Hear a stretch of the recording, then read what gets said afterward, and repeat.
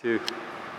Hey, what's going on, guys? Kyle over at Elite Edge Gym here today to talk to you about one of our core tricep movements on our bootcamp upper body strength days. This is going to be an overhead tricep extension. I'm going to demonstrate for you both the overhead tricep extension, give you some coaching cues, and also talk a little bit about the single arm variation that we use in class. Now, when you do an overhead tricep extension, you're going to be working with a single weight. That single weight can be a dumbbell, could be a kettlebell, but usually it's going to be a single dumbbell held from the very end, and you're going to take that dumbbell and you're going to press it straight up overhead to start off with. Now, as you notice, I'm going to keep my elbows tucked in, right like so.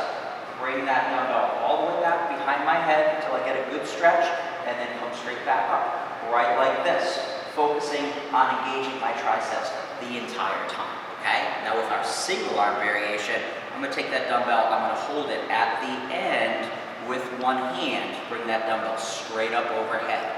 From here, as is the same coaching cue that we use on our tricep extension, we're going to focus on keeping that elbow pointed towards the ceiling, number one, and finding a good stretch in our tricep, number two.